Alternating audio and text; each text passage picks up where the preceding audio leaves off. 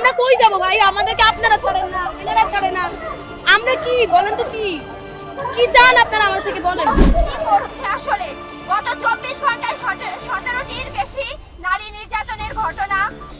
অশ্রুজনিত কণ্ঠে শিক্ষার্থীদের একটি মহল কান্নায় ভেঙে পড়েছে। ইতিমধ্যে গত 48 ঘন্টায় 17 জনের ওপরে ধর্ষণের শিকার হয়েছে।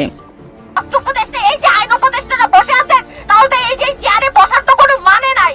কেন বসে থাকবেন এখানে? দেশ নিরাপত্তাহীনতায় ভুগছে শুধুমাত্র শিক্ষার্থী গৃহবধূই নয়, বরং তৃতীয় অথবা চতুর্থ শ্রেণীর শিক্ষার্থীরাও, যার ফলে ইতিমধ্যে বলতে বাধ্য হচ্ছে আগের সরকারই যেন ভালো ছিল।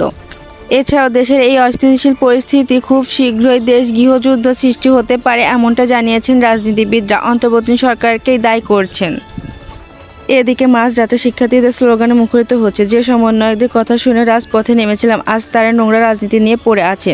তাই প্রতিবাদ স্বরূপ শিক্ষার্থীরা জানিয়েছেন, আর ডাকলে রাজুতে জুতা মারবো গালেতে। দেশের এমন বেহাল অবস্থার জন্য সমন্বয়কদের দায়ী করছেন।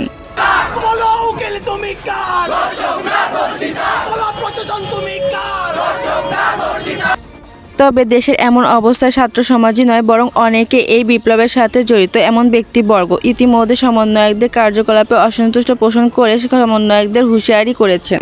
অতি বিলম্বে এই সরকার ধর্ষণ প্রতিরোধের কোনো প্রকার ব্যবস্থা না নিলে এর পরিণতি 5ই আগস্ট থেকেও ভয়াবহ হতে পারে জানিয়েছেন।